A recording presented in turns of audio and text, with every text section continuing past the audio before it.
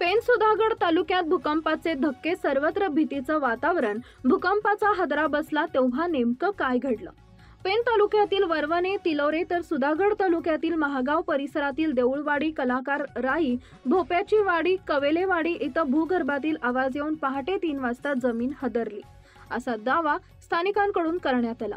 यानंतर पेणचे तलाठी व पेण पोलीस ठाण्याचे पोलीस निरीक्षक संदीप बागुल यांनी भेट दिली। तसेच सुधागड तालुक्यातील पालीमधील तहसीलदार यांनी घटनास्थळी जाऊन या जागेची पाहणी करून येथील ग्रामस्थांची माहिती घेतली। या धक्क्यात अद्याप कोणतंही नुकसान झालेलं नसलं तरी लोकांना काळजी घेण्याबाबत प्रशासनाकडून सूचना देण्यात आलेल्या आहेत। लवकरच भूगर्भ तज्ञाकडून पाहणी करण्यात येणार असल्याची माहिती मिळते। भाग आहे म्हणजे आमचं गाव वरवणे असेल, तिलोरा, सायमाल, झापडी, दिवालमाल, शिंदाची वाडी असेल, आमच्या तिकडे महागाव, कलकराई, कवेला, भोपेची वाडी या ठिकाणी आज आम्हाला काही हादरे जाणवले। त्या हादऱ्यांचा भास आम्हाला भूकंपाच्या हादऱ्यांचा भास होतो। कारण आज रात्री जो हादरे झाले ते रात्री साधारण 10:10 पुन्हा एक 10:15 झाला। त्याच्यानंतर आम्ही सगळे जमले असताना पुन्हा एक हादरा झाला, तो 10:10 दरम्यान झाला। आणि मग सर्व गाव आमचा जमा झाला आमच्या देवळाच्या इथे। तर पुन्हा एक 11:15 वाजता तोच हादरा, तसा त्याच प्रकारचा हादरा जाणवला।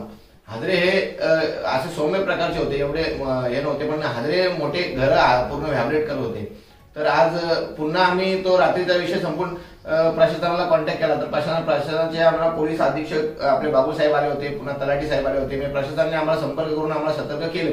पुन्हा ते आम्ही त्यांचा विश्वास ठेवून पुन्हा आम्ही झोपी गेलो। सकाळी पुन्हा पहाटेच्या दरम्यान 5:02 पुन्हा एक 5:06 आणि पुन्हा एक 5:07 अशा प्रकारचे हादरे पुन्हा आम्हाला जाणवले।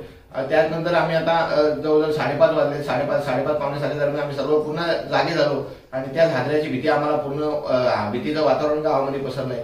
आणि रात्री जो हादरा झाला त्या हादऱ्याचा आमचा हा छोटू होता, तर त्याच्याकडे तो देखील खूप घाबरला, रात्रभर झोपला नाही, तो रात्रभर जागाच आहे। आणि त्यांच्या घरामध्ये जो प्रकार घडला तो त्या छोटू थोडासा तुम्ही छोटूला सांगेल तुम्हाला थोडासा। बाबू, आपल्या घरात काय झालं रात्री?